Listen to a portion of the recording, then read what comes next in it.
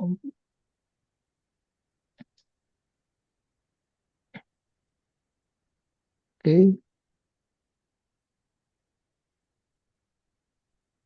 dengan izin kita mulai share screen.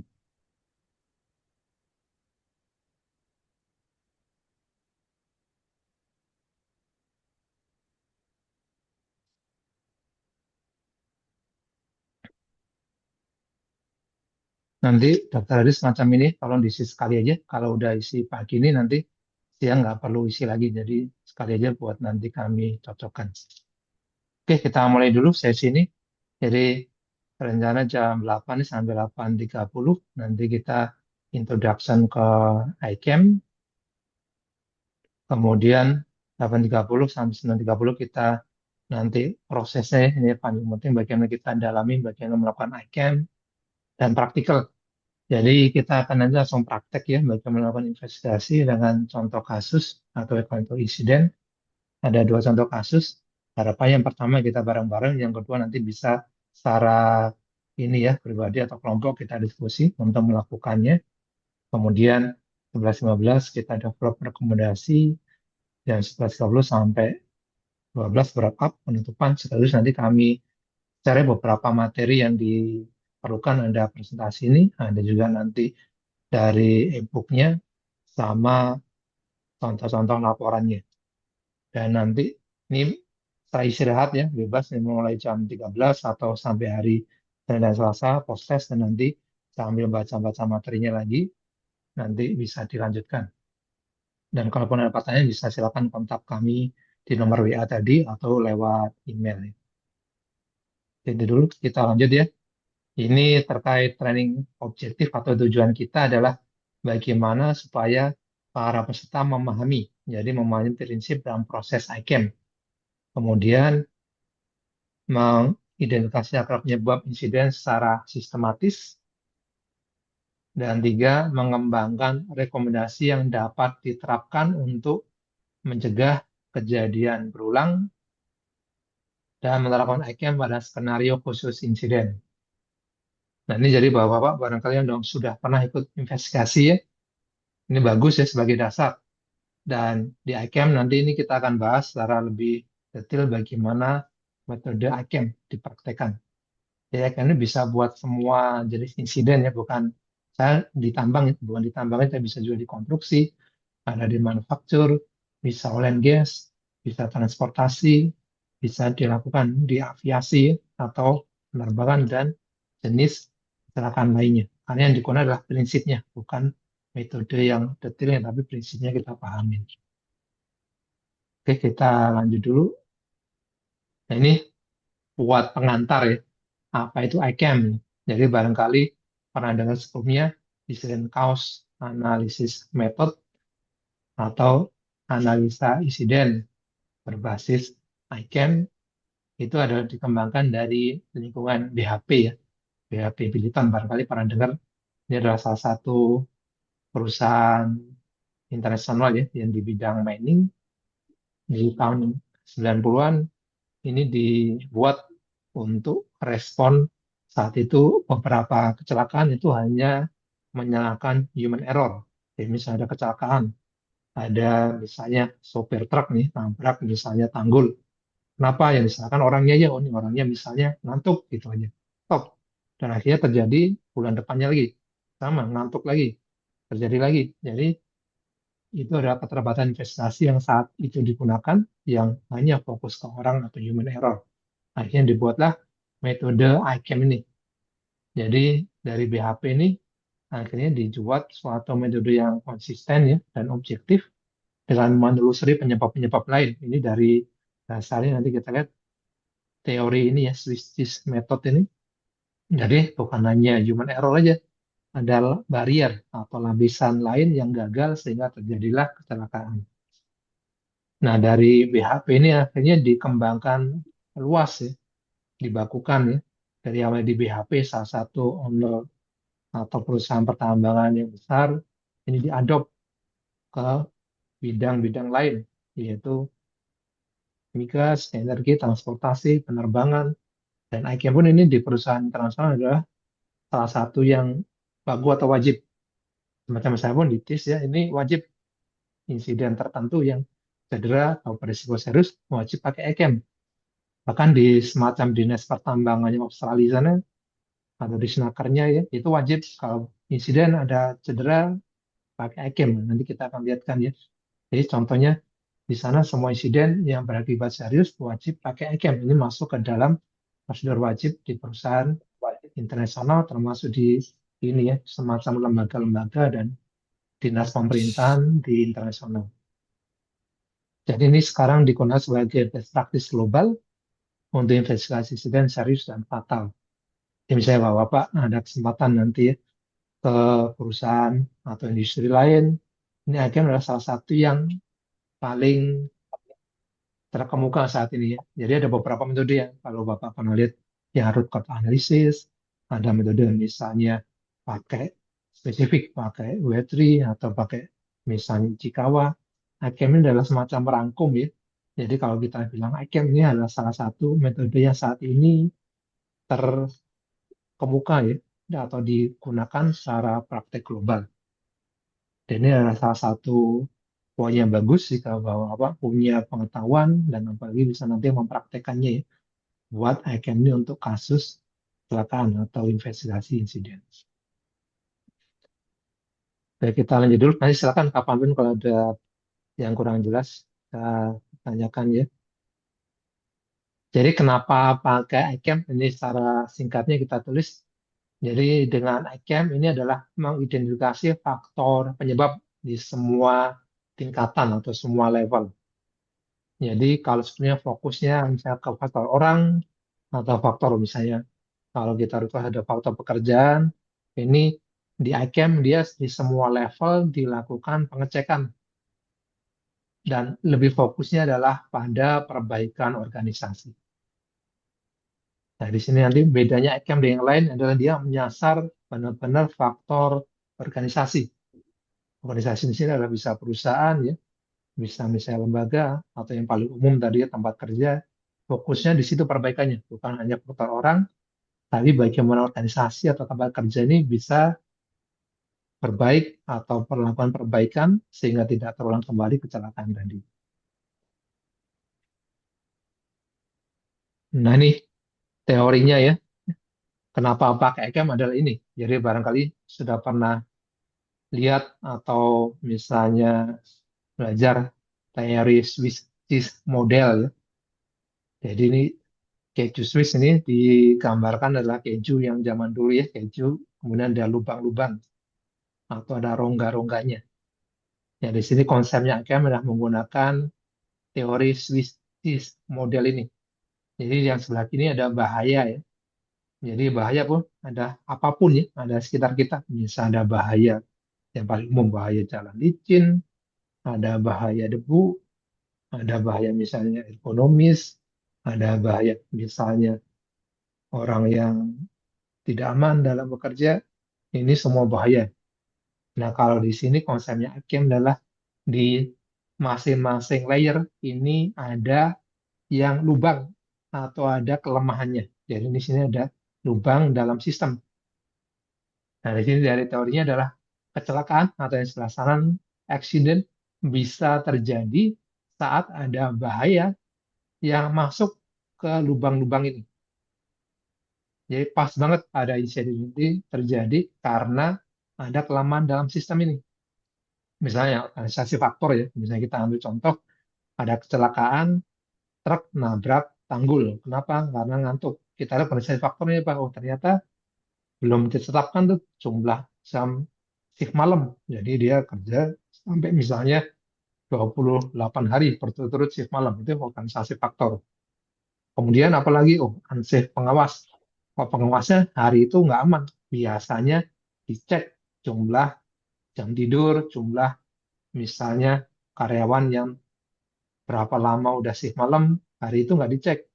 Kemudian kondisi, oh saat itu ternyata di shift siangnya itu hujan.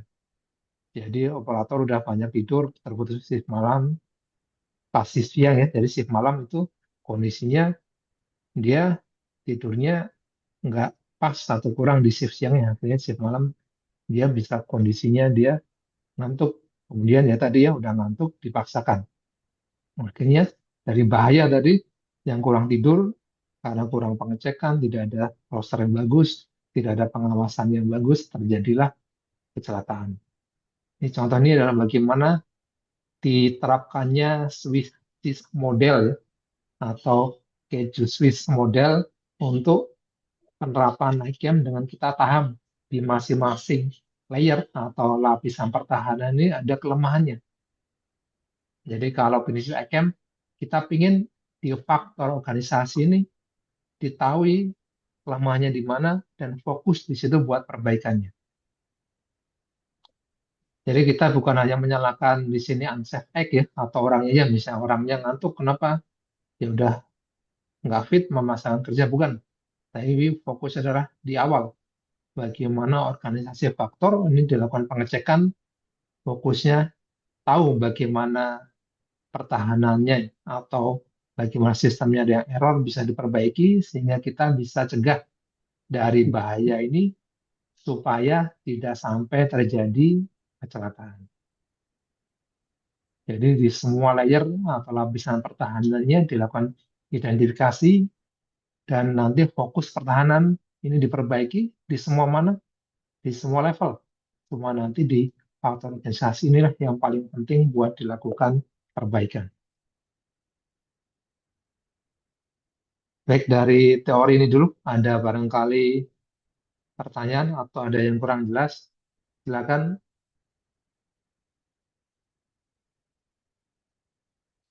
Sudah cukup aman.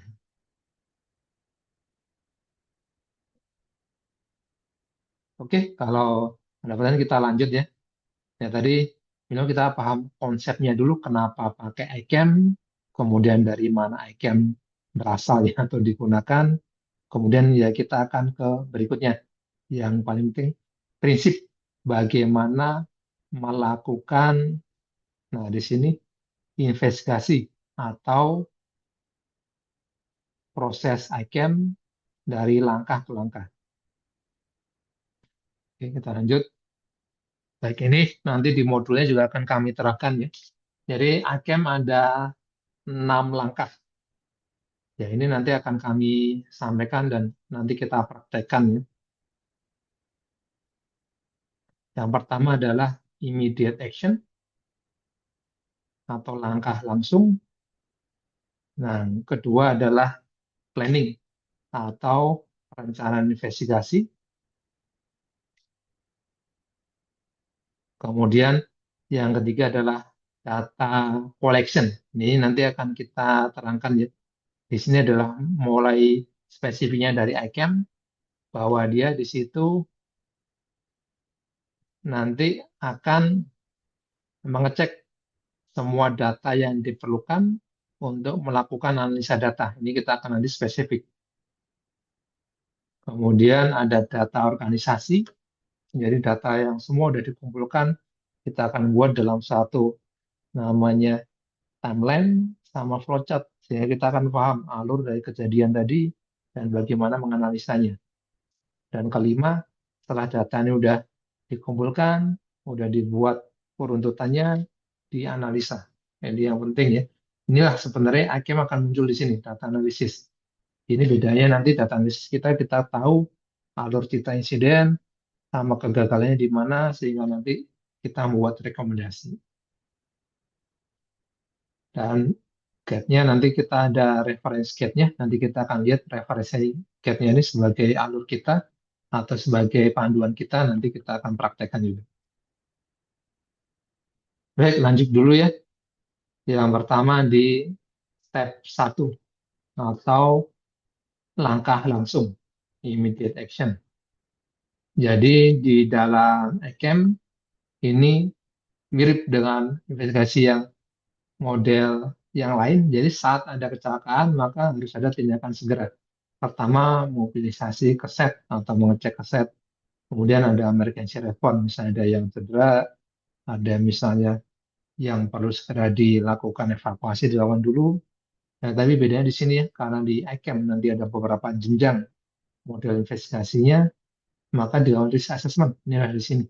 Ini contoh ya, di matrik Misalnya ada kecelakaan, kita akan lihat dia matriknya di mana dulu. Ini ada matrik misalnya insiden investigasi, ada juga matrik assessment yang umum. Jadi kalau belum ada matrik investigasi, bisa gunakan matrik yang umum ya. Misalnya ada kecelakaan ya.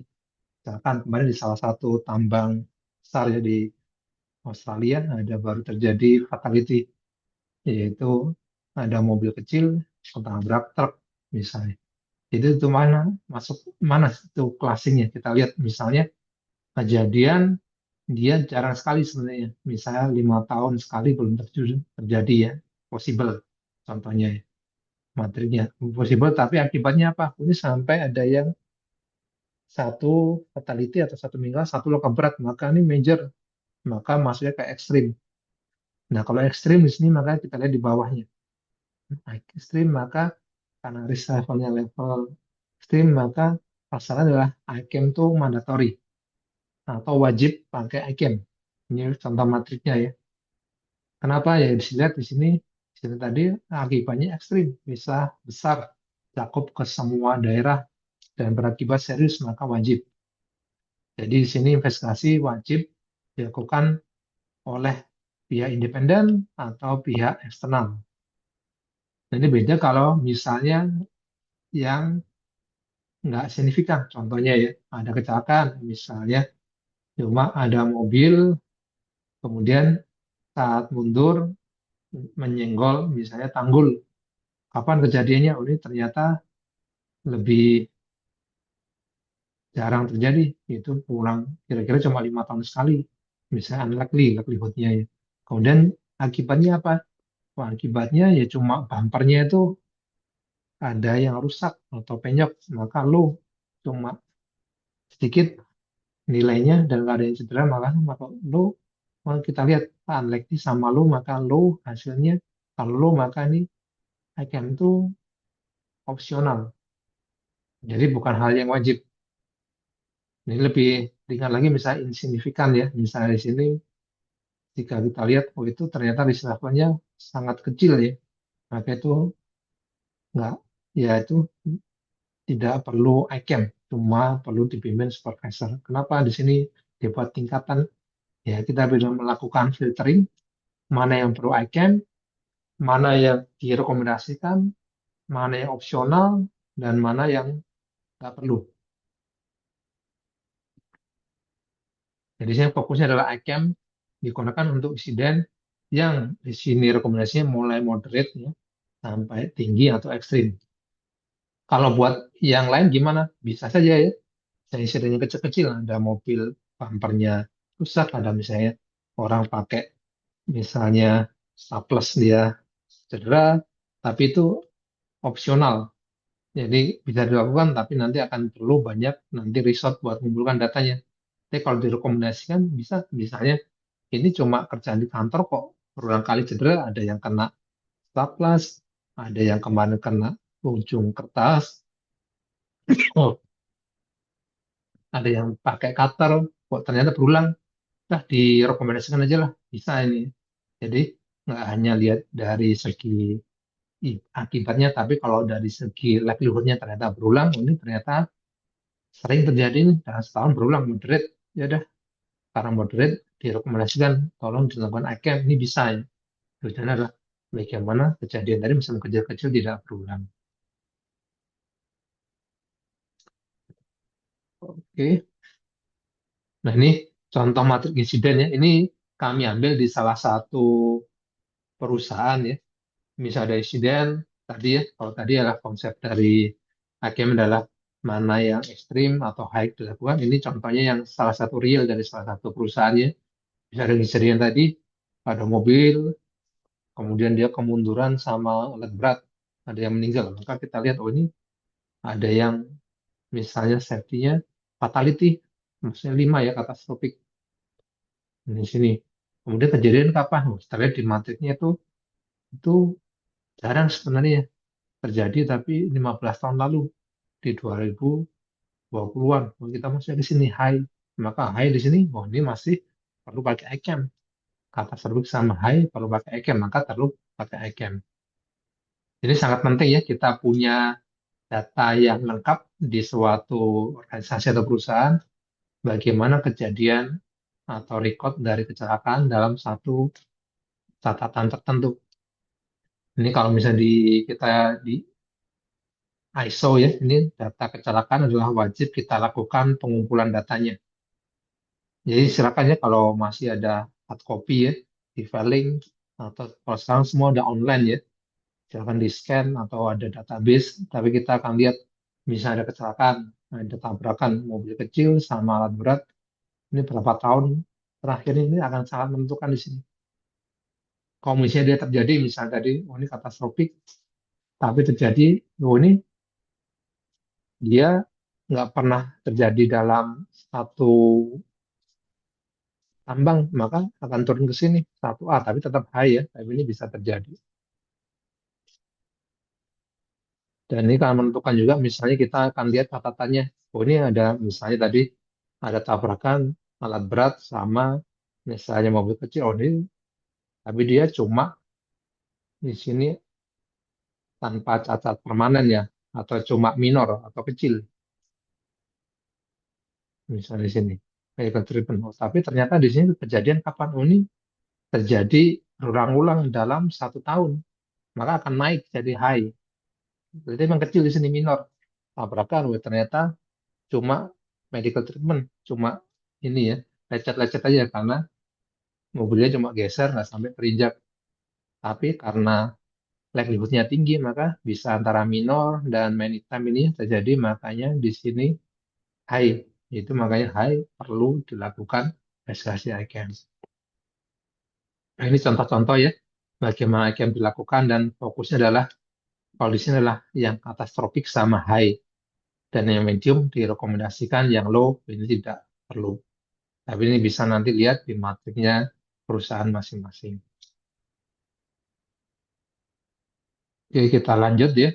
Kemudian langkah kedua adalah investigation planning, atau di sini planning atau perencanaan investigasi. Jadi di sini saat terjadi kecelakaan maka dibuat meeting. Nah, meeting ini untuk melakukan pengecekan di investigasi yang diperlukan dan sumber daya yang diperlukan. Misalnya tadi kecelakaan ya di suatu daerah di tambang tadi, itu berakibat tadi yang serius tadi ya katastrofik, maka perlu dia sampai level tertinggi dari perusahaan, misalnya sampai presiden direktur atau manajer operasional itu yang turun. Dan nanti ada briefing ya dengan tim manajemen ya. Jadi ada notifikasi awal disampaikan, dan ini biasanya disampaikan juga kalau kita di perusahaan, sampaikan juga misalnya kalau di kita ada klien atau perwakilan dari pemerintah misalnya, dinas SDM, dinas tenaga kerja, sampai kepolisian, disampaikan, "Oh, ini setelah terjadi kecelakaan misalnya berakibat ada satu orang meninggal dunia, nanti akan ada perwakilan dari dinas atau dari klien dan kita akan membuat laporan buat investigasi tersebut." Itulah dilakukan meetingnya di sini. Kemudian nanti setelah selesai investigasi juga menentukan action plan dari investigasi. Jadi rencana penyelesaian laporannya kapan nih? Nah, ini kita akan share ya. Kalau ICAM yang itu standarnya dia idealnya 14 hari. Kenapa? Karena kita perlu ngumpulin data lengkap ya, data dari manusia, data perawatan, ada data lingkungan, nanti kita akan lihat data organisasi ini perlu dikumpulkan sehingga rencananya dibuat secara detail, tapi dia cukup waktu untuk menyelesaikannya. Nah, ini yang kita nanti akan mulai masuk ke tipikal ICAM ya. Jadi kita ada istilah PIPO, 5 huruf ya. Jadi di kumpulan data, di lokasi, dengan ada 5 kategori. PIPO ya. P pertama, people ya. Jadi kita kumpulan data orang yang terlibat, termasuk saksi, kemudian termasuk juga nanti ada itu orang yang terlibat yaitu pengawas, kemudian ada saksi nggak langsung nih people ya, datanya kita kumpulkan. Kemudian ada data E pertama, itu adalah environment. Jadi kita data di situ kita kumpulkan data lokasi, data foto. Nah, saat ini sudah banyak ya dibantu kalau kita ada CCTV. Ini sangat banyak membantu investigasi. Saat ini kalau di beberapa unit udah wajib ada CCTV ya, kabin, kemudian depan, bisa bantu kita bagaimana kondisi sebenarnya saat terjadi kecelakaan tadi. Ada juga misalnya saat ini sudah ada foto drone ya, kita tahu gimana kondisi sekitar, ini sangat baik membantu ya. Kalau 5-10 tahun yang lalu data-data ini ya, kita manual saat kecelakaan pakai foto, kemudian pakai misalnya data-data misalnya survei. Nah, saat ini banyak dibantu data-data tadi CCTV, data foto drone bisa membantu atau rekonstruksi. Kemudian data peralatan. Nah, peralatan ini perlu ya kalau kita ada terkait sama kendaraan. Jadi data misalnya inspeksi terakhir, kemudian data ada testing terakhir, kemudian data operation dari kendaraan tersebut ini semua dikumpulkan ini yang kedua. Kemudian ada prosedur P yang kedua. Jadi ada 1P, 2E, kemudian P yang kedua prosedur, yaitu ada data peta, ada data chart ya, atau misalnya kita ada grafik, bagaimana misalnya kita menggunakan data unitnya, kemudian ada laporan. Nah ini kita perlu review lebih detail. Kemudian data organisasi. Ini yang sangat jarang dikumpulkan dari tipe investigasi kecelakaan ya. Jadi investigasi kecelakaan lain fokusnya biasanya di banyak di people, environment, equipment, prosedur. Nah, organisasi ini adalah salah satu hal yang unik. Jadi di ICAM justru organisasi faktor ini yang paling banyak didalami dan ini yang paling perlu diperlukan data untuk melakukan analisanya. Datanya bagaimana didapatkan? Kalau data orang, ya kita interview ya, buat statement atau pernyataan, kemudian observasi di lapangan. Nah, data informan tadi ya, saat ini bisa pakai foto-foto lapangan, foto drone ya, data rekonstruksi. Kalau kalau peralatan pakai inspeksi, testing. Nah, prosedur kita nggak hanya ada, tidak, nanti kita akan review bagaimana prosedurnya dan bagaimana yang terlaksana di lapangan. Ini sama-sama organisasi. Kita akan minta data salah satu OCAT ya, organisasi ya.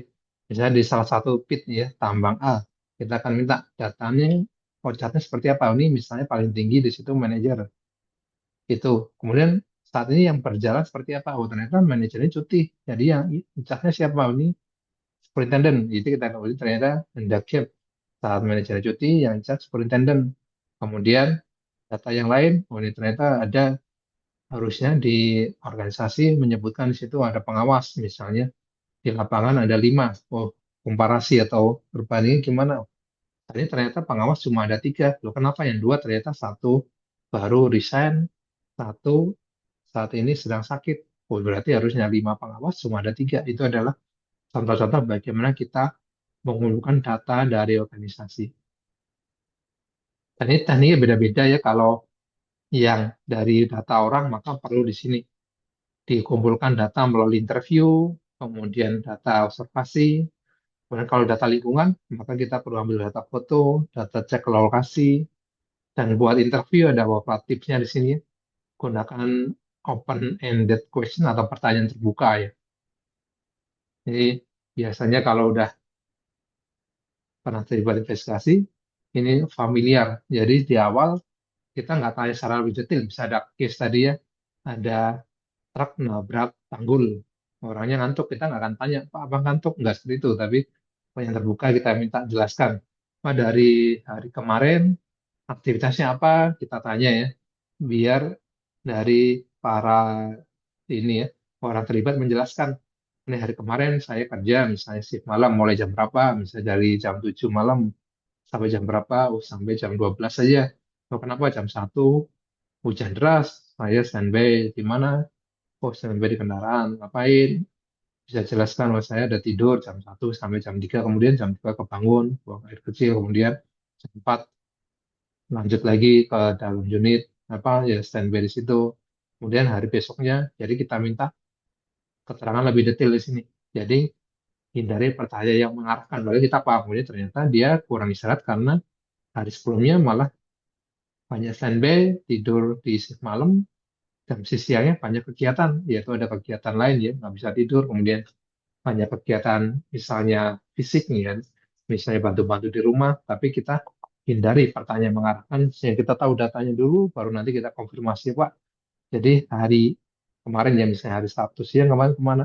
Ya saya nggak bisa tidur, saya antar misalnya keluarga, misalnya pergi, oh saya antar istri belanja, oh kita paham, oh ini ternyata ada banyak keterangan itu yang kita dapatkan itu dengan kita interview yang benar.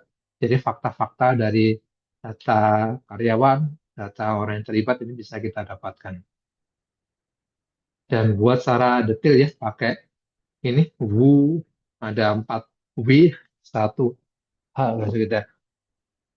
Who atau siapa yang tadi melakukan misalnya interaksinya atau kejadiannya, apa yang dilakukan, kapan, di mana, dan bagaimana. Jadi sangat penting data ICAM ini dikumpulkan dan selengkap-lengkapnya sehingga kita paham bagaimana rangkaian ceritanya. Nah, ini contohnya ya, nanti ini yang bahasa Indonesianya.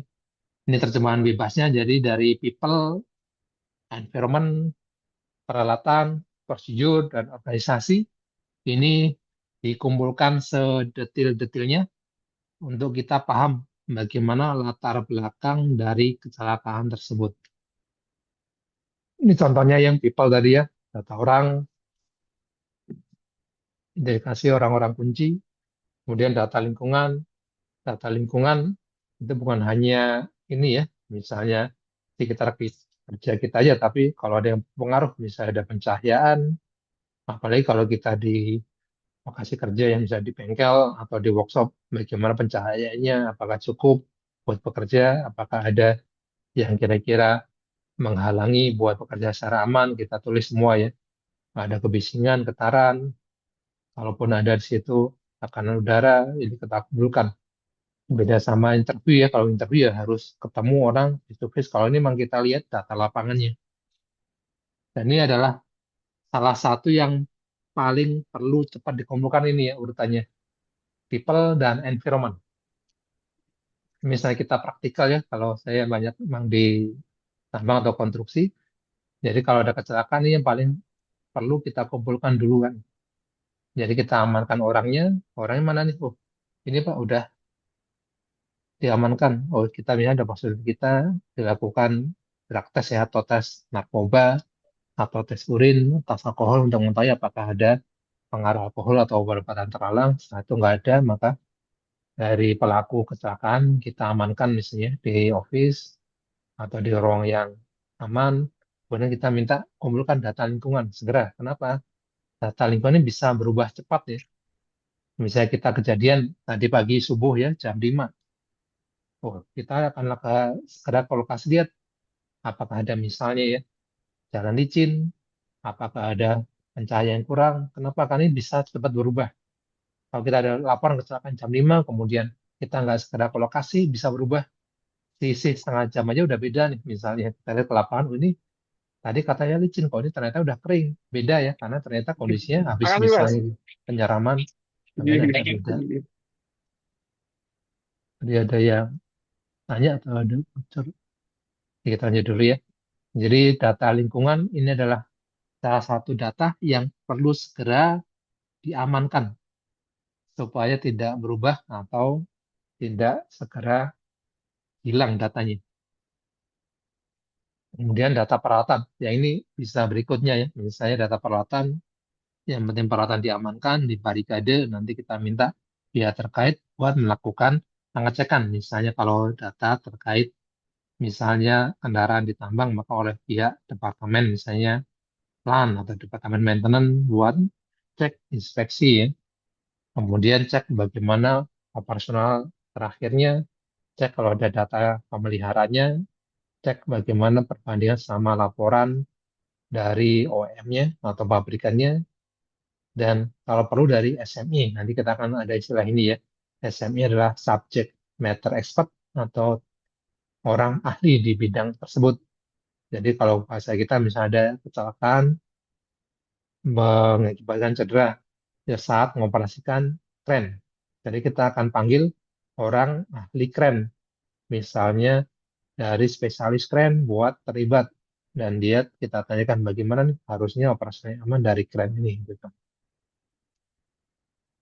Dan prosedur diidentifikasi prosedur yang terkait dengan kejadian. Jadi bukan hanya ada atau tidak, tapi kita lihat apakah prosedur itu ada, memadai, dan mudah dipahami. Ini kita akan list semua prosedurnya. Atau misalnya ada orang kerja di bengkel ya, dia sedang perbaikan misalnya alat berat, maka kita tanya prosedurnya bagaimana nih? Oh ini seperti ini, kok nggak ada?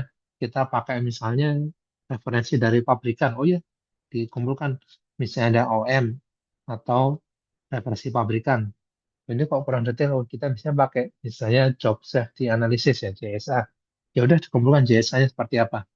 Jadi nanti kita akan lihat apakah isi prosedur tadi cukup memadai, jelas, dan mudah dipahami. Dan terakhir, tadi yang spesifik ya, terkait organisasi. Ini salah satu yang penting di organisasi itu adalah perlu kita lihat bagaimana tingkat dan kualitas pengawasan dari desain. Kemudian bagaimana manajemen SDM.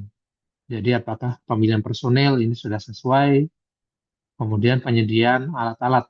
Nanti ada ceknya apakah alat kerja sudah sesuai. Misalnya kita kerja di area misalnya di ini ya, plantation atau perkebunan sawit.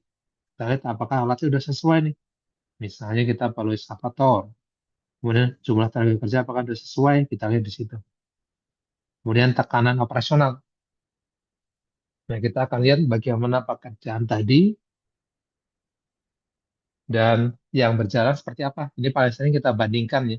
Misalnya kerjaan konstruksi nih, sedang bangun ada saat ini building data center. Jadi targetnya kapan nih? Nah, targetnya selesai di bulan 9 September 2026.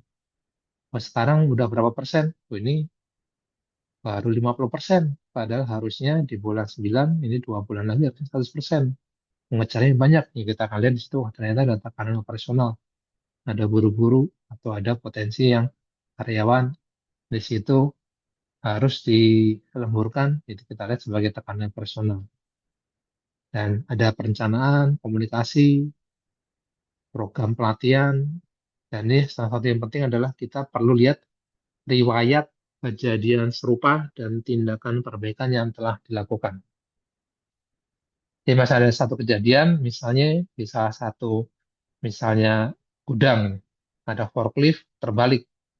Kita akan lihat apakah ada kejadian ini sebelumnya. Nah, ini sangat penting ya, makanya kita punya database. Saat ada kejadian, kita kumpulkan datanya, dan di sini organisasi kita lihat, oh ini selama 10 tahun terakhir, kita lihat ada nggak data kejadian forklift terbalik. Oh ini ternyata ada nih, kapan nih? Tahun kemarin, 2025. Wah, ini berarti serius nih. Dan tindakan perbaikannya apa? Misalnya tindakan perbaikannya cuma, oh ini perbaikan cuma operator diberikan sanksi. Kenapa kan dia salah nih? Dia di jalan miring dipaksakan. Udah, ya udah beri sanksi aja. Ya, itu ternyata kita akan lihat bagaimana tindakan perbaikan yang telah dilakukan ini apakah sudah sesuai untuk mencegah terulang kembali. Itu ya. Jadi ini adalah sangat penting di data S3 atau data collection atau PIPO ini. Baik, sebelum dilanjut, ada yang mau ditanyakan?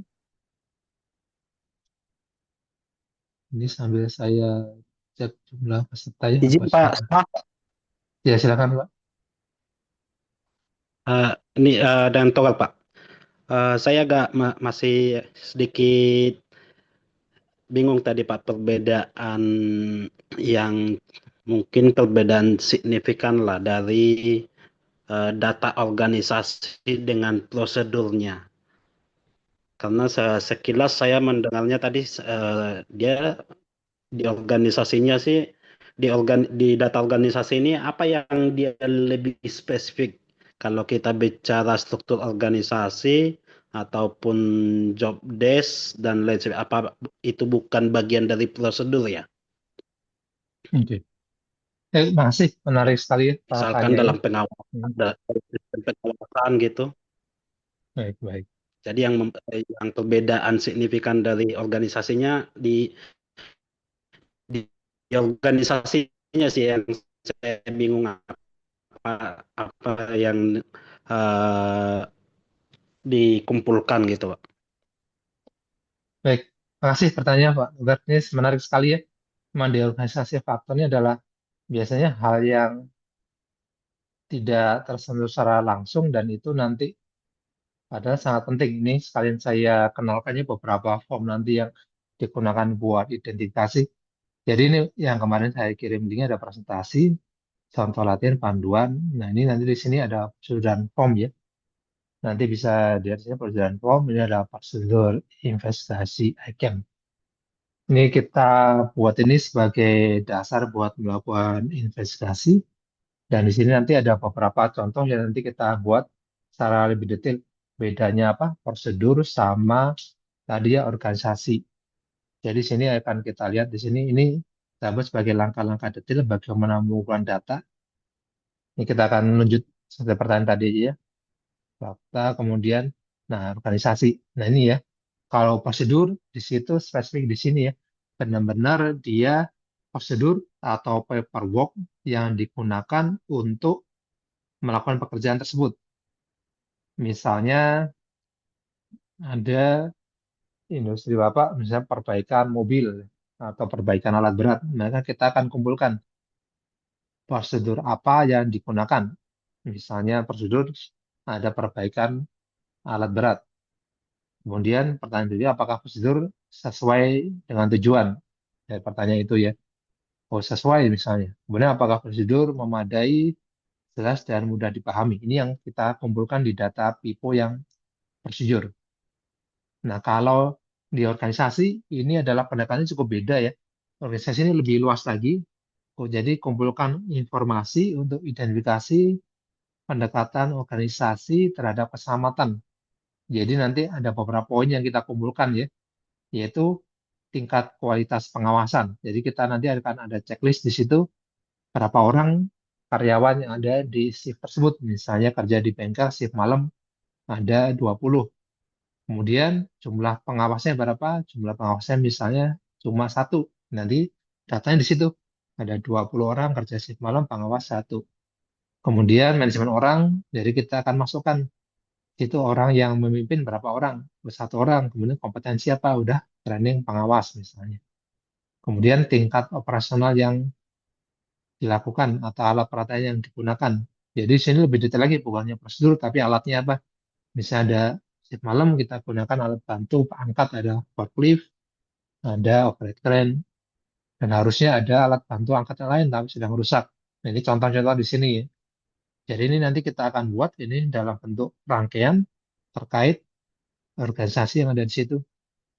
Kemudian tekanan operasional, ada perencanaan, ada komunikasi, program pelatihan, dan tadi ya sejarah atau catatan investigasi jika ada kecelakaan sebelumnya. Jadi kira-kira seperti ini ringkasannya terkait prosedur dan organisasi. Apa sudah cukup jelas tadi, Pak Togar? Oke, makasih Pak Sukma untuk pencerahannya. Baik, sama-sama, Pak. Jadi mudah-mudahan cukup jelas. Tadi ini kalau ingin akses di sini ya, yang di file yang kami sharing yang di bagian prosedur dan form. Ini salah satu contoh yang dari perusahaan kami rangkum ya. Ya prosedur tadi adalah bagaimana kalau ingin benar-benar diadopt dari ICAM ini, maka sangat disarankan prosedur investigasi ini diadopt dan nanti dilakukan sebagai guidance. Ini referensi yang tadi saya sampaikan. Referensi ini contoh dari perusahaan lain ya yang adopt ICAM ini. Ini dari perusahaan internasional lain punya pakai ini perusahaan dari Norton ya, Paddington. Jadi dia memang pakai ICAM ini sebagai guideline buat investigasi contohnya.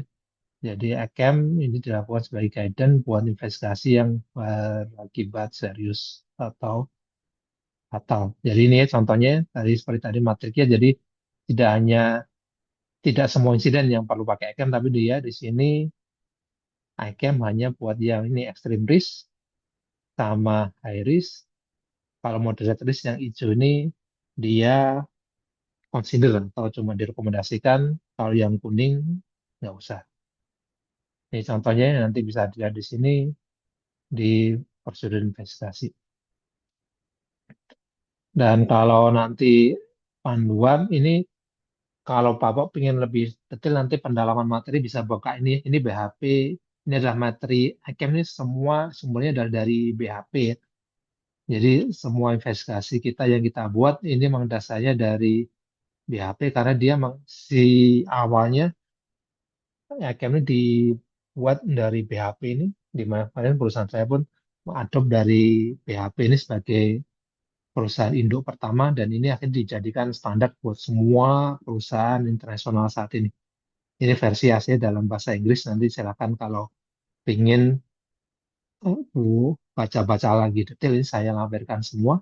Jadi nanti ingin lebih detail ataupun misalnya ingin nanti ada sesi training yang lebih panjang ya, yang offline, nanti kita sarankan pakai metode ini.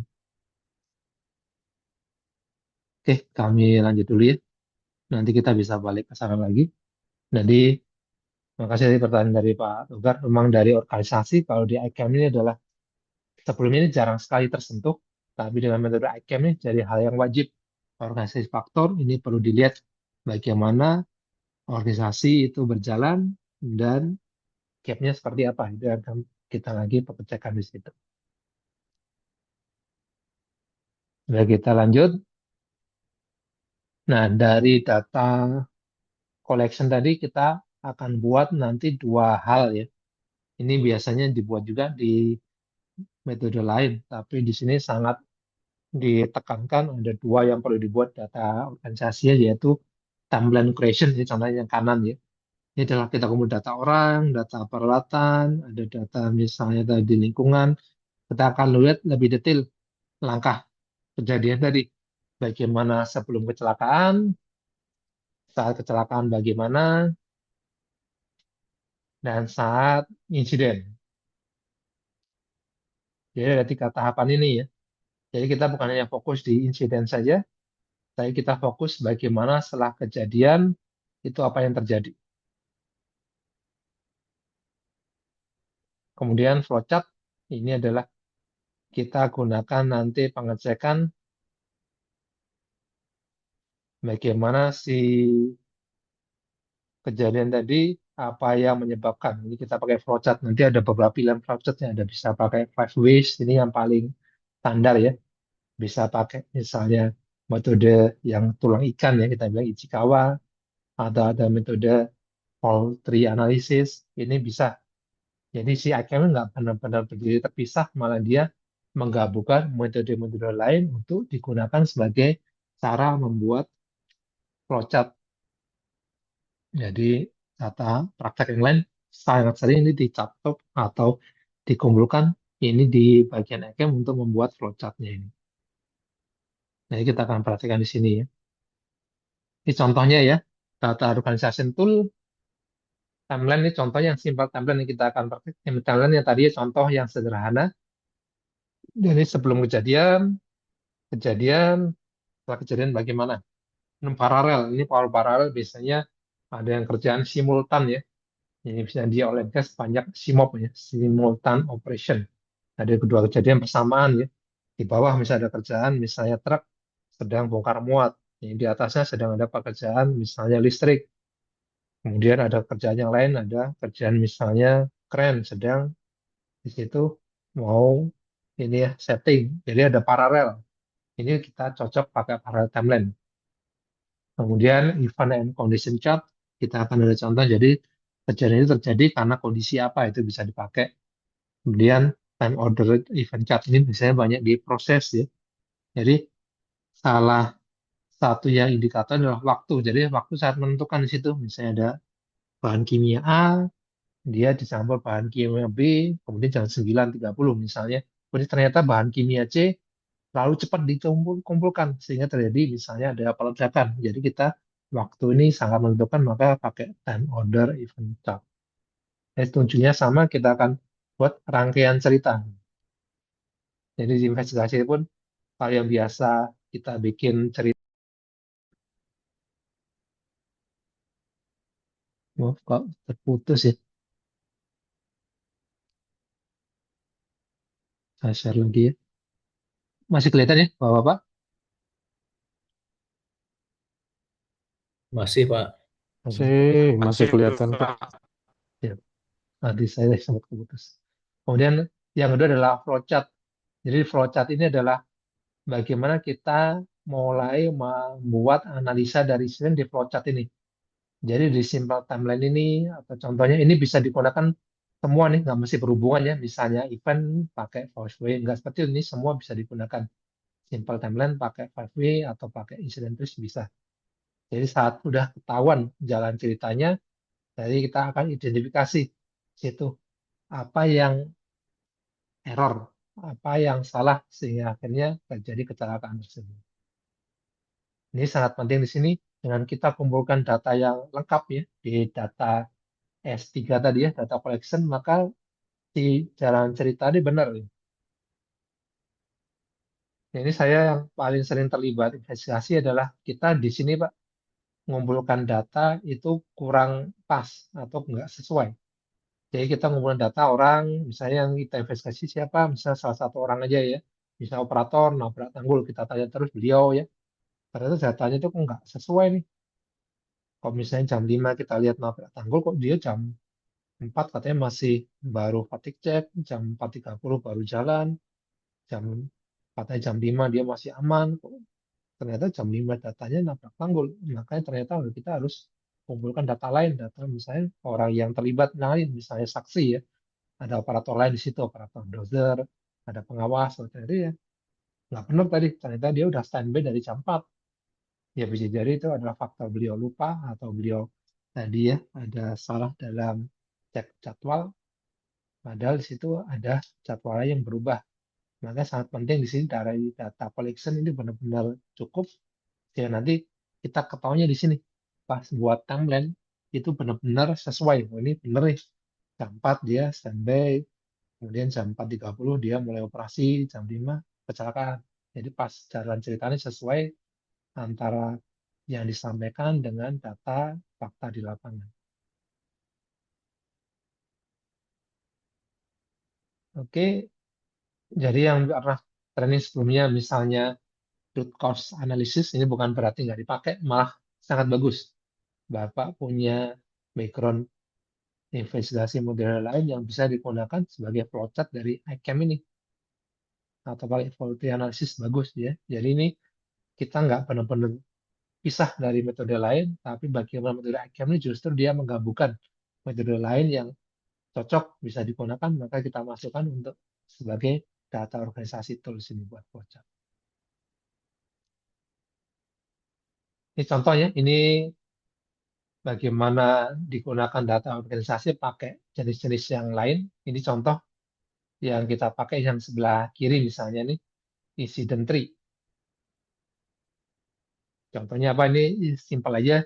Ya, misalnya ada orang jatuh ya saat perbaikan ini di jendela yang bertingkat.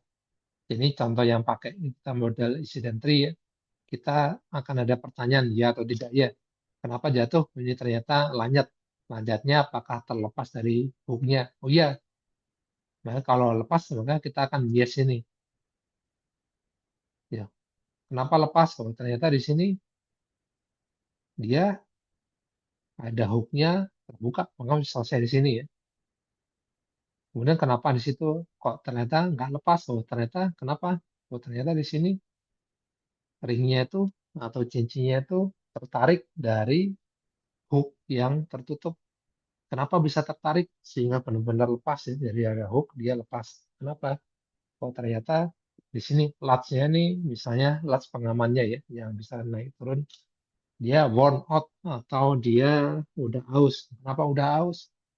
Oh, dia udah terlalu sering digunakan heavy use, heavy use. Oh, oh, ternyata karena desainnya yang jelek, jadi ada yang udah ketutup, dia lama bukanya, lama nguncinya, itu malah desainnya yang jelek. Ini contoh ya. Kemudian kenapa lagi di sini? Kemudian ternyata dia nggak diperiksa sebelum digunakan. Kenapa di sini? Artinya ada sampai turun ke bawah lagi ya. Oh dia ternyata ya ini safety measurement-nya jelek, jadi nggak diwajibkan buat periksa. Kenapa lagi? Oh di sini ternyata di sini belum ada hasil kerja yang aman. Ini contoh ya kalau kita pakai incidentry yang yes sama no, ini maka akan ada dua tahap pertanyaannya. Apa yang terjadi? Kenapa nggak turun ke bawah? Nah, akhirnya ke bawah bisa nanti ketahuan misalnya, contoh ini prosedur ya. Kemudian ini ada terkait organisasi faktor yang salah. Ini ada contoh yang lain, ini pakai yang event and condition chart. Ini contoh yang kita gunakan misalnya bisa digabungkan antara timeline sama kondisinya. Ini contoh yang cukup bagus, misalnya ini ada kejadian dua mobil tabrakan di persimpangan. Ini ada dua yang paralel ya. Ini contoh yang waktunya itu beriringan. Ada orang di sini keluar restoran, overspeed, kemudian menerobos lampu merah, akhirnya tabrakan. Kemudian ditabrakan sama mobil yang lain adalah ada anak-anak, dia masuk ke mobil, mobilnya rilis parking brake, kemudian dia rilis steering lock atau kunci steeringnya, kemudian mobil roll itu turun ya, dia terjun bebas di persimpangan, akhirnya tabrakan. Nah ini kita pakai event condition chart-nya, kita lihat di atasnya ini ya, di bawahnya adalah kondisinya. Eventnya orang keluar dari restoran, kondisinya bagaimana nih? Oh, kondisinya dia di terlambat nih. Kemudian kondisinya seperti apa? Oh dia ada minum wine, ini ada anggur ya saat makan siang padahal. Kemudian dia exit atau mengendarai melebihi kecepatan. Kondisinya bagaimana? Sedang telepon. Kondisinya gimana? Ya karena telepon dia perhatian terganggu. Kemudian kondisinya bagaimana? Pas nerobos lampu merah, itu kondisinya lampu baru ganti dari ember itu kuning ya ke warna merah. Kemudian yang anak-anak gimana kondisinya? Kok bisa anak masuk ke mobil? Oh ternyata mobil dipakai di tanjakan. Kemudian kenapa kok bisa masuk? Oh ternyata key-nya ya atau kuncinya itu di dalam ignition atau di dalam tempatnya dia buat melakukan starting sehingga dibuka langsung parking brake-nya rilis. Kemudian kondisinya gimana? Oh dia pas mobilnya pas turun dia kecepatan rendah 15 kilo dan harusnya dia nggak masalah lampu hijau. Dari kondisinya harusnya mobil tadi prioritas tapi karena mobil satunya dia melapis lampu merah tabrakan. Dan posisi insiden harus setelah kejadian anak-anak tadi ya cedera dan polisi datang. Ini contoh ya yang kita gunakan ya di sini event and condition chart. Pakai yang mana? Ini benar-benar ya kita lihat nanti dari insiden mana yang paling sesuai. Kalau yang kanan dia sesuai karena dia ada multiple activity atau aktivitas yang beriringan. Ada mobil turun dari tadi ya tanjakan, dekat turunan ya. Ada juga orang menerobos lampu merah. Ini dua kejadian makanya ketemu tabrakan. Nah beda lagi kalau yang sebelah kiri ini memang satu event aja. Orang sedang bersihin jendela jatuh. Ya, kita lihat spesifik kenapa jatuh, makanya panjang gitu. Oh, ternyata si lanjutnya kelepas. Kenapa kelepas? Oh, ternyata lanjutnya ini aus. Kenapa aus? Oh, ternyata nggak diinspeksi. Kenapa nggak diinspeksi? Oh, ternyata belum ada prosedurnya. Kenapa belum ada prosedur? Oh, ternyata ini dia subkon. Kemudian tidak disyaratkan memang buat menyediakan inspeksi atau pemeriksaan. Jadi buruk apa pemilihan kontraktornya. Kira-kira sebagai dasar kita tahu apa penyebabnya.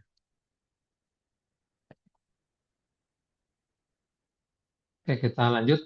Nah, ini yang paling penting ini adalah inti kita dari ICAM ya. Setelah S3 data collection, S4 data dia buat maaf, S4 tadi sudah ya, buat data organisasi dan S5 data analisis ini yang paling penting. Nah, ada kan pertanyaannya tiga ya. Kenapa di sini kita benar-benar nanti setelah datanya kekumpul, ada timeline, ada flowchart, kita akan lihat mana di situ kegagalan dari sistemnya membuat terjadi kecelakaan tersebut. Nah, di sini ada faktor-faktor. Yang pertama, faktor organisasi. Ini yang paling tadi kita fokuskan ya. Jadi, jika ada faktor organisasi yang gagal, ini yang faktor dari manajemen, ada dari supervisi, dari pelatihan, kebijakan, atau budaya kerja, ini maka masuk ke sini, lubang pertama di sistem ini. Dan ini kita golongkan ada juga latent condition. Ini kita akan bahas ya. Latent condition itu apa? Itu adalah kelemahan dalam sistem atau organisasi yang saat ini nggak tahu. Kita nggak tahu ya, organisasi tadi lemah. Misalnya, dia lemah nih prosedurnya terkait roster, sehingga dia nggak tahu bahwa dia udah shift malam keberapa, makanya lanjut terus 14 lemburan terus. Ini maka kelemahan dalam sistem yang kita tidak ketahui. Kemudian task and environment condition. Jadi misalnya kegagalan kalau kita di faktor tadi ada dua faktor, faktor environment sama equipment itu masuk ke sini. Task and environment condition di workplace ini ya. Jadi faktor yang menyebabkan kecelakaan karena faktor fisik, yaitu fisik kendaraan ya, peralatan atau kerja, tempat kerja ya, lingkungan tadi ya, pencahayaan, kebisingan, ada faktor misalnya tekanan udara atau kelayakan peralatan. Kemudian ada individual and team action, ini yang barrier ketiga. Ini faktor yang melibatkan tindakan individu atau tim, seperti kelalaian, kesalahan, dan kurangnya koordinasi. Ini disebut juga active failure. Itu apa? Kesalahan yang langsung menyebabkan kecelakaan. Misalnya tadi ya, ada forklift kebalik kenapa? Ya orangnya tadi ngoperasiin di jalan miring, langsung salah orangnya. Ini sebenarnya paling gampang kelihatan. Kita bilang nih kesalahan aktif atau active failure karena dia udah pasti nih salahnya ini sehingga dia dilakukan perbaikannya di situ. Kemudian yang keempat, absent and fail defenses. Ini adalah ada kegagalan dari prosedur. Ini masuk ke sini ya. Prosedur atau organisasi yang tidak memadai atau tidak berfungsi. Misalnya ada alat pengaman ya. Misalnya tak kerja tadi ya, yang tadi contohnya pakai body harness, tapi alat pengamannya nggak berfungsi ya. Ternyata hooknya itu open, jadi hook biasa aja pakai sehingga dia pas ada kendor lepas hooknya dari cantolannya. Maka itu masuk ke sini, absent and fail defenses atau masuk juga prosedur masuk ke sini. Nah, harapannya di sini ya, ya data analisis ini kita benar-benar identifikasi layer-layer atau pertahanan yang bolong-bolong dalam sistem tadi dengan perbaikan semua sehingga bisa dilakukan perbaikan. Oke, ini sedikit pengantar sebelum nanti ke yang faktor detailnya di manusia ya. Jadi kalau manusia memang kita perlu paham dulu, ini sedikit refresh ya. Jadi nggak semua faktor manusia itu harus dihukum. Ini yang paling sering saat saya evaluasi laporan seperti ini. Orang kecelakaan, orangnya seperti apa? Pasti ya masuk warning atau diberikan surat peringatan. Ada yang sampai PHK, ada yang sampai diberikan itu dirumahkan. Padahal kita harus paham dulu, human error itu dalam teori ini dibagi dua. Yang tidak disengaja atau unintended atau disengaja. Jadi beda perbaikannya ya, yang sengaja ataupun tidak. Misalnya yang tidak sengaja, misalnya dia kurang fokus sih, misalnya saat jalan dia kepleset karena nggak fokus sih, atau saat dia kerja dia lagi fokus nih, sedang pekerjaan pakai hand tool ya, dia lupa pijakannya sehingga dia dari tangga kepleset, ini kurang fokus.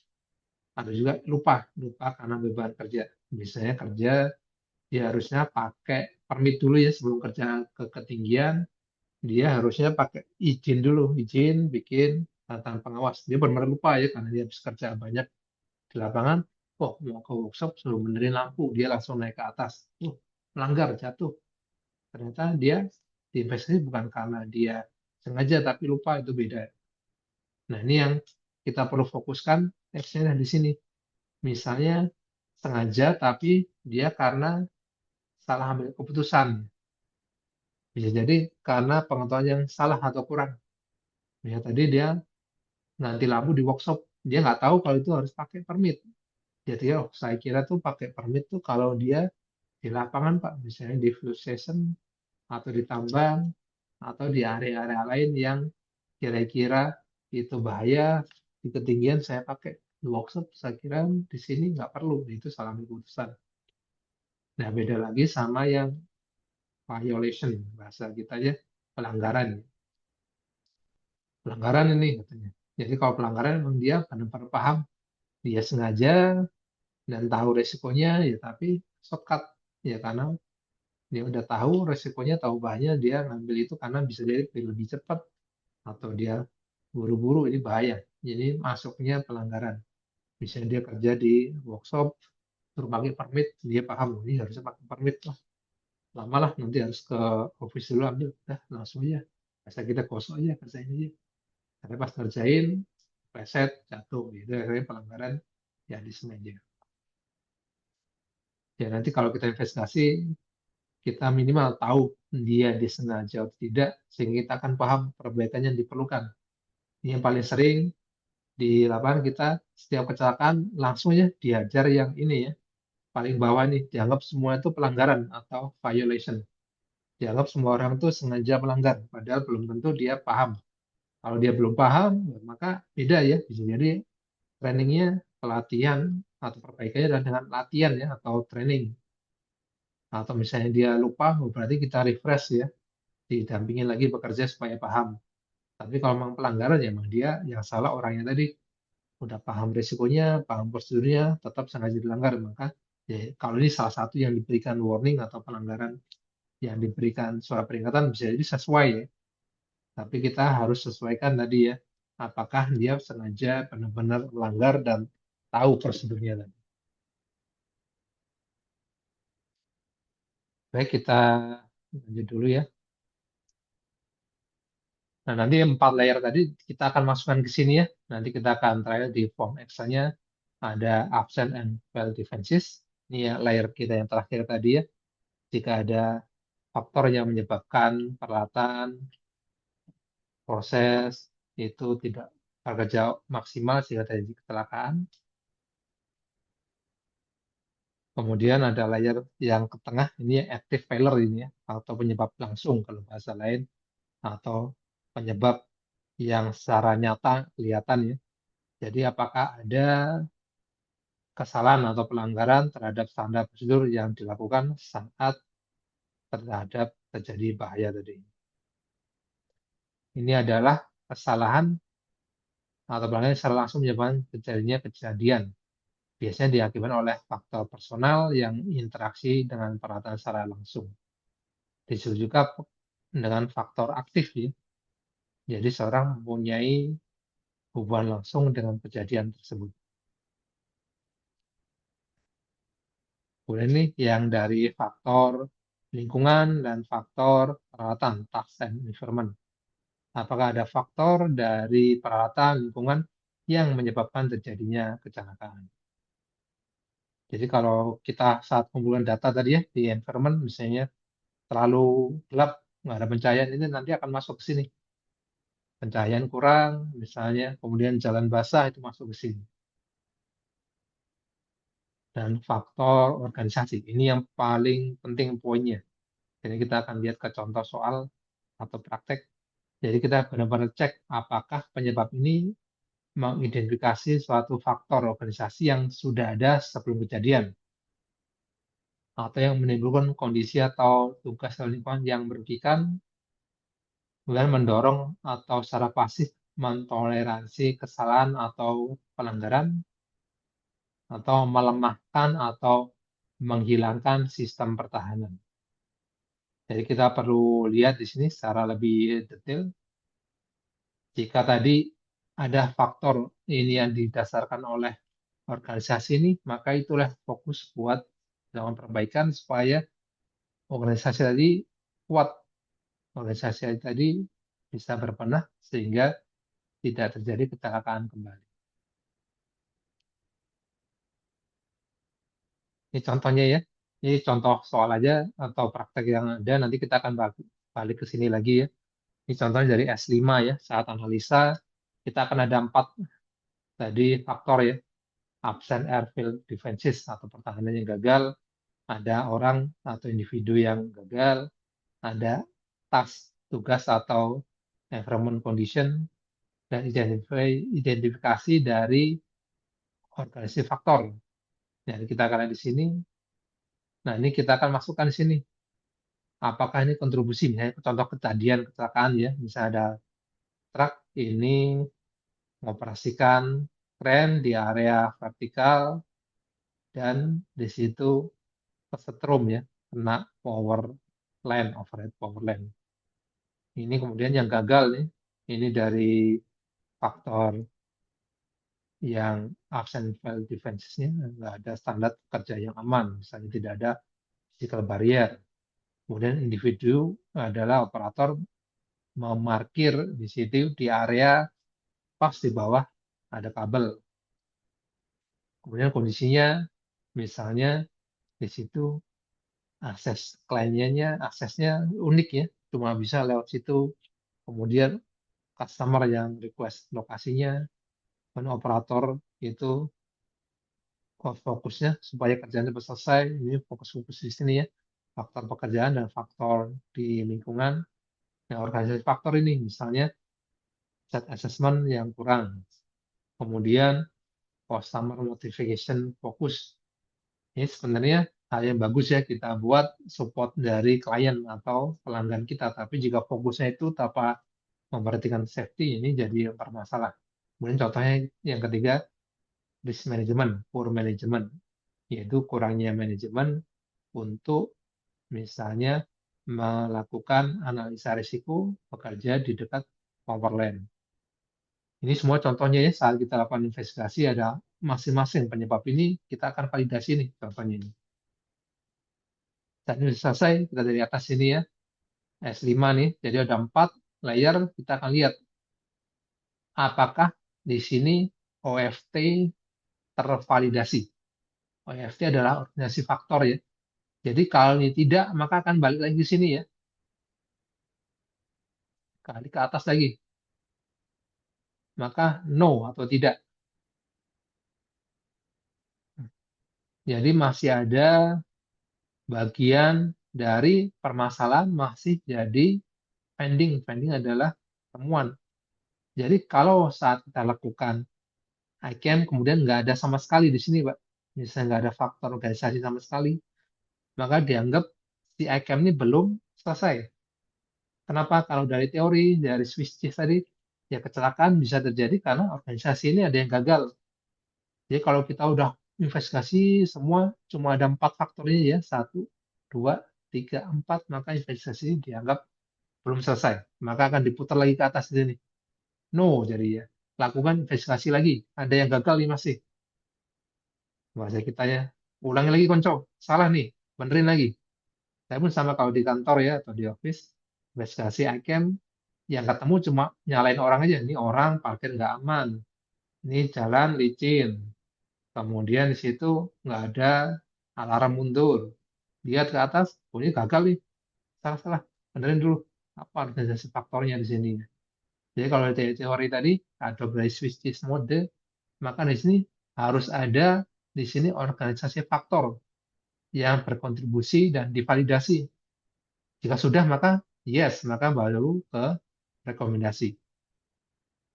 Jadi kalau di sini setelah kita di tahapan S5, ternyata temuan kita cuma di sini ya, jalan licin misalnya ini ya, kondisi, kemudian pencahayaan kurang, kemudian misalnya di situ ada kondisi hujan dari awasif, nah, masuk ke sini. Kemudian ada juga di sini dari tim action, ada pengawas yang sakit, kemudian operator misalnya dia gagal ya saat kondisi lancin tetap dilanjutkan jalan. Ini masuk ke sini. Terakhir absent and failed defenses ini terkait tadi ya di prosedur. Misalnya oh prosedur, tidak menyatakan perbaikan jalan dulu sebelum operator bisa kerja. Contoh, nanti kita akan masukkan di sini. Apakah ada organisasi faktor yang divalidasi?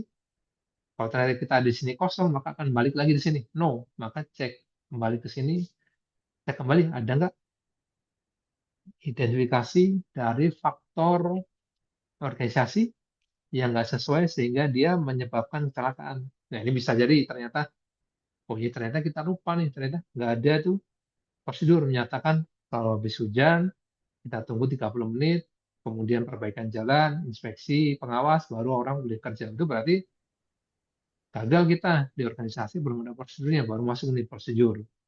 Oh, ini kita belum ada risk assessment. Setelah ada hujan lebat, maka harus ada inspeksi dulu oleh pengawas. Oh, itu harusnya risk assessment masuk ke sini.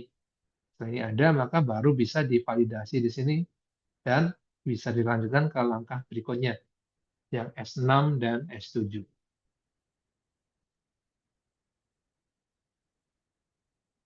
Oke, barangkali ini yang cukup penting ya, bagaimana saat kita selesai di S5, kita benar-benar ngecek apakah si rekomendasi tadi bisa kita jalankan setelah kita lihat di sini.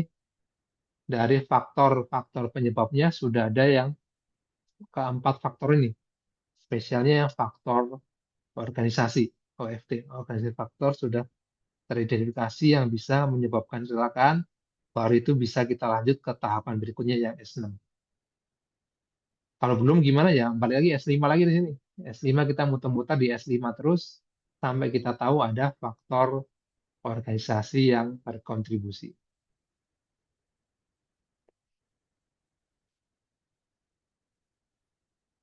Oke, dari sini ada yang ditanyakan dulu, Bapak-bapak atau Ibu dan peserta.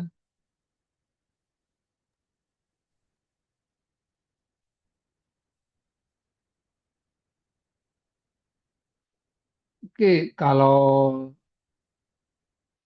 nggak ada, kita nanti jelas ke ini rekomendasi dulu ya, baru nanti kita ke contoh prakteknya. Ini yang paling penting ya, supaya kita bisa praktekkan nih bagaimana melakukan investigasi pakai CAM ya. Ya, setelah S5 ketemu, baru kita nanti S6 ini membuat rekomendasi dan laporan ya. Jadi kita alurnya ya, fokus pada pencegahan, kemudian pakai di sini smarter kriteria. Smarter ya, di sini spesifik, measurable, achievable, relevant, timely, efektif, reviewed. Ya, biasanya smart aja ditambah ER, efektif dan direview. Jadi contohnya prakteknya di sini ya. Kita ada rekomendasi, kita akan direview.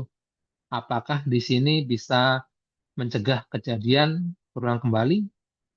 Kalau iya, maka baru lanjutan. Kalau enggak, maka muter lagi di sini. Kenapa paling sering saya cek itu investigasi, cuma dia perbaiki yang kemarin aja. Misalnya investigasi mobil nabrak tanggul. Kemudian apakah bisa mencegah kembali? Enggak, perbaikannya pas lihat perbaikan mobilnya diperbaiki, tanggulnya diapain? Tanggulnya nggak ada apa-apa, maka ya nggak mencegah kejadian terulang kembali. Maka ya gimana supaya mobil nggak nabrak tanggul? Ya itu bukan bumpernya jadi dibenerin, tapi ya kita lihat bagaimana supaya mobil tadi operatornya itu bisa nggak nabrak tanggul. Apa fokusnya itu perbaikan di operator, misalnya training, defensive driving, kemudian pakai sensor fatigue, kemudian misalnya tanggulnya itu juga ada inspeksinya supaya dia paham bisa ini ya mencegah unit benar-benar ternaik ya. Jadi tingginya sama strukturnya standar itu bagus baru kita lanjutkan ke bawah. Dan ke bawah ini buat laporan, kemudian buat action plan yang jangka panjang, jangka pendek, tanda tangan, implementasi, dan paling penting ini ya, di AKM dia mensyaratkan ada evaluasi. Jadi ada yang ini ya, reviewed yang terakhir ini. Jadi setelah berjalan maka perlu dievaluasi bagaimana berjalannya corrective action tersebut. Jadi misalnya contohnya ideal 6 bulan ya setelah kejadian. Ada mobil nabrak tanggul, 6 bulan kita evaluasi lagi. Apakah sudah sesuai nih action plan-nya? Action plan-nya misalnya nambah ini, nambah itu. Setelah 6 bulan, ini kok ternyata nggak sesuai. Masa setelah dipasang misalnya Dia perbaikannya ya, masang CCTV di dalam kamera, di dalam kabinnya. Kemudian dari inspeksi tanggul masih nggak sesuai nih. Waduh, ada kejadian lagi. Maka kita buat improvement. Improvementnya apa nih? Oh, ternyata bahwa dia operatornya kalau bawa mobil dia ngantuk. Maka improvementnya apa? Ya harus ada di awal shift, dicek ya, fatigue check. Kemudian kalau jarak jauh, ada prosedurnya ya, nggak boleh bawa mobil sendiri. Kenapa? Rawan ngantuk, dari aman, keamanan juga beresiko contohnya ya.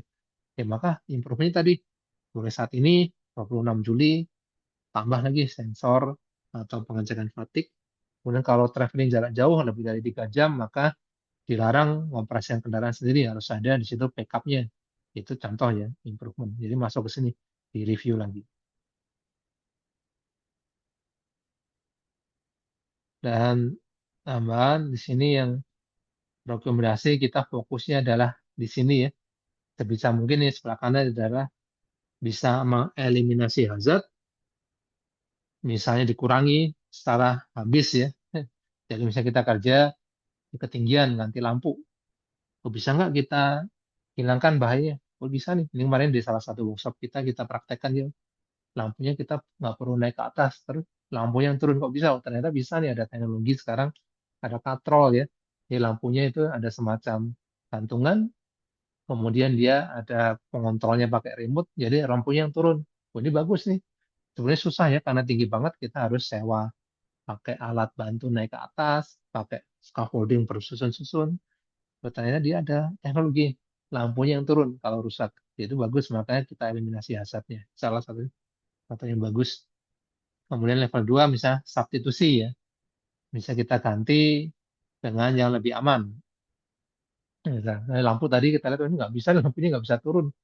Ya, makanya metodenya kita lihat yang lebih aman seperti apa nih. Kalau kita kalau kemarin pakai tangga ya ini bahaya. Udah kita pakai aman, yaitu kita pakai buat platform ya. Ada yang bisa naik, kita namanya skisser lift ya. Orang ada di dalam basket bisa naik aman, ya udah itu lebih aman dengan bekerja pakai platform tadi. Kemudian yang terakhir baru pakai misalnya administrasi ya atau PPE gitu. Mau nggak mau nggak ada metode lain harus naik ke atas ya udah pakai alat pelindung diri, pakai body harness, pakai APD yang lengkap, itu baru pengendalian terakhir. Dan contohnya ini ya, kita ada grafik mana yang bisa dilakukan duluan dan mana yang belakangan sesuai ini Q1, Q2, Q3, Q4. Saya bisa mungkin yang kita lakukan yang paling cepat di sini dan biaya yang rendah. Jadi kita di mana pun sama ya, di ujung-ujungnya duit. Jadi kalau kita investigasi tim, actionnya di mana-mana susah ya. Ini orang nggak ngantuk apa? Oh, pasang sensor, pasang misalnya kamera ngantuk, pasang di situ misalnya detektor. Kemudian orang kerjanya cuma boleh misalnya 8 jam. Ini biayanya tinggi, nggak akan langsung bisa dikerjakan.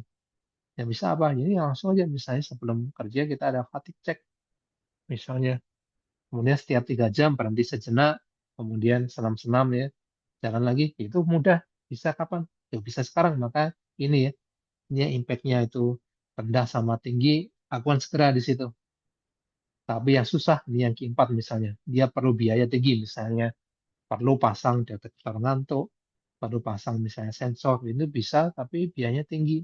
Ya, maka kita taruh keempat. Ini prioritas berikutnya ya, kalau ada budget, baru dilakukan. Ini yang kemudahan untuk melaksanakan, ini yang paling mudah adalah yang bawah, kemudian yang impact-nya paling tinggi, ini yang kiri dan kanan ini Q1, Q2 ini yang paling langsung dilakukan. Yang Q3, Q4 ini jangka panjang. Ini kalau ada budget, disetujui manajemen baru dilakukan yang Q3 dan Q4 ini. Oke, nah kita ke studi kasus ya sebelum nanti kita sambil nanti organisasi faktor kita jelaskan lebih detail. Kita ke studi kasus saja supaya lebih enak. Sebelum dilanjut, ada yang mau ditanyakan dulu? Silakan Bapak Ibu dan peserta.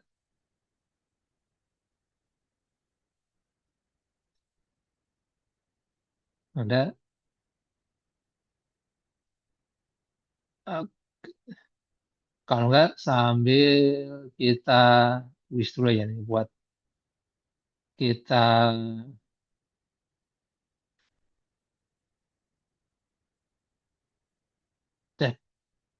Ini saya memunculkan. Ini ada dua pertanyaan. Apa penyebab umum digunakan untuk penarikan akar penyebab? Fishbone dan Five Ways atau Pareto dan SWOT. Kemudian apa yang perlu diperhatikan dalam membuat rekomendasi? Spesifik, dapat diukur, atau harus mencakup semua elemen organisasi. Kelihatan pertanyaan di situ ya. Ini tolong di put nanti sambil kita bahas.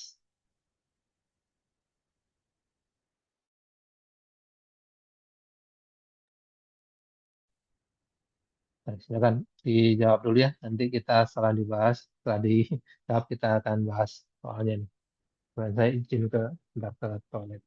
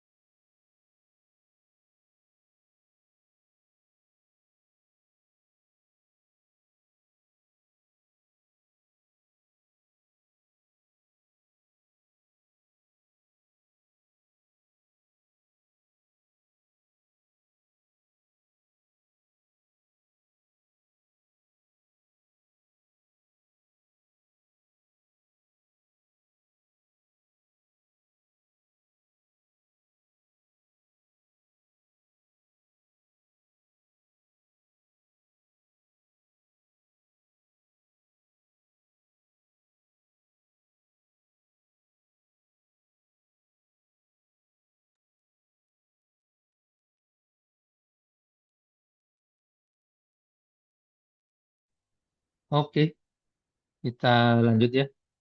Ini udah 14 yang jawab, 15. Kita tunggu kalau ada satu lagi.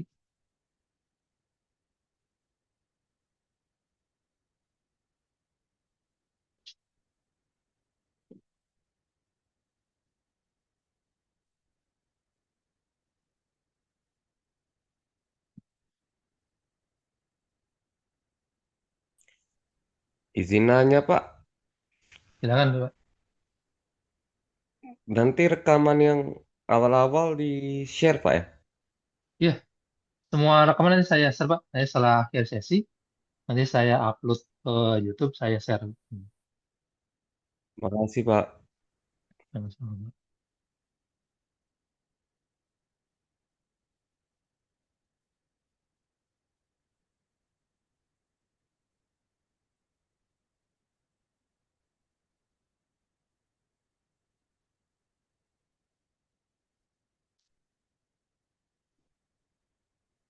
Udah jawab semua.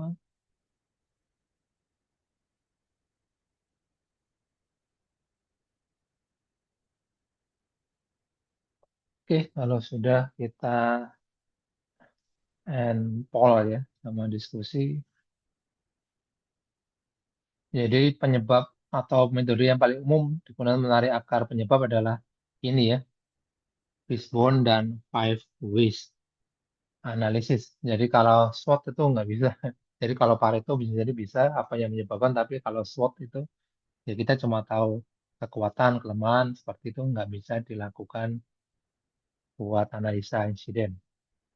Jadi ini udah bagian besar udah benar. Kemudian apa yang perlu diperhatikan dalam membuat rekomendasi? Ya ini ya, tadi kita baru bahas yang smarter tadi, contohnya spesifik, kemudian achievable atau dapat diimplementasikan dan terukur. Jadi ya ini yang kedua, harus mencakup semua elemen organisasi. Ini nggak selalu ya, karena sebenarnya organisasi cukup besar ya. Jadi nanti kita akan lihat beberapa itu sesuai, ya beberapa itu nggak bisa. Kenapa? Karena ya perlu biaya besar, kemudian itu susah dilaksanakan, perlu jangka panjang itu, maka nggak bisa semua harus mencakup semua elemen organisasi. Terima kasih, kita sebagian besar sudah cukup baik. Kita kita kuis satu lagi lah. Ini buat refresh yang di awal. Harapannya semua udah paham apa singkatan dari PIPO dalam investigasi insiden. Teori kita di awal ya terkait PIPO.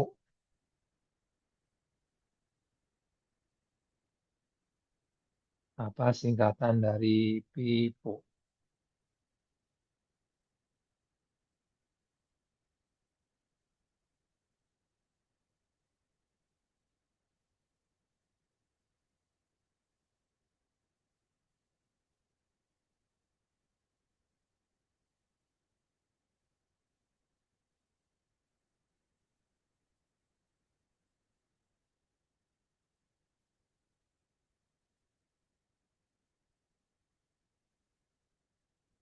Sudah 15 menjawab, kurang 2.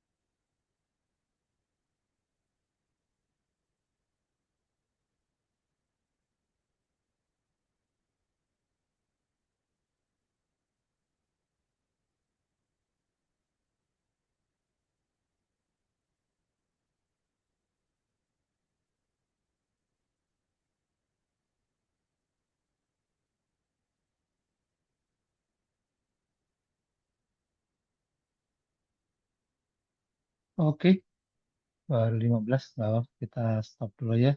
Ya bener ya, sebagian besar udah menjawab dan benar ada people, ini penting ya. Kita katakan ada people, environment, equipment, procedure, organisasi. Jadi ada 2P, 2E, dan 1O. Ya, jadi ini adalah bagian penting kita saat melakukan investigasi insiden. Ini sebenarnya kalau bukan ECAM pun silakan mau dipraktekkan ya. Jadi intinya kita mengambil data selengkap-lengkapnya terkait kecelakaan sehingga kita bisa menganalisa dengan baik. Baik, kita lanjut ya ke materi berikutnya. Langsung kita ke praktek. Jadi praktek ini harapannya nanti kita bisa melakukan investigasi insiden dengan langkah-langkah yang tadi kita bahas dari ICAM tadi. Jadi kalau tadi teorinya kita sudah sampaikan, di praktek ini kita nanti praktekkan dari langkah-langkah dari S1 sampai S6, kemudian tadi ya, kalau kita ada misalnya kendala, kita akan nanti balik lagi ke teori tadi supaya kita bisa dapat menentukan nanti yang paling penting investigasi adalah penyebab dari suatu kecelakaan.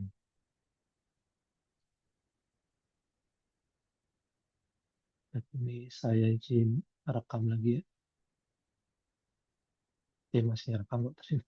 Ya kita masih rekam, kita lanjutkan dan sharing lagi ya.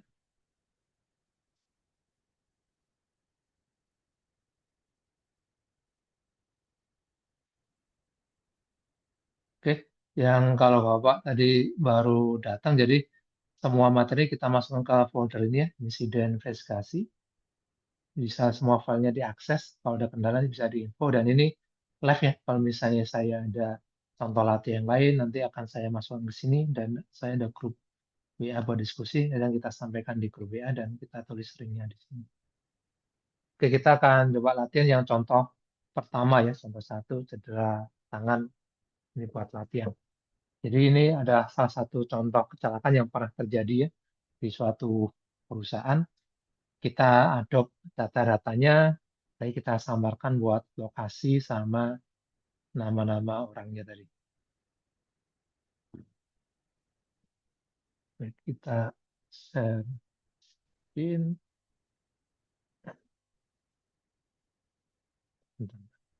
Ini tadi rekornya saya stop dulu supaya nggak terlalu panjang ya ke sini nanti.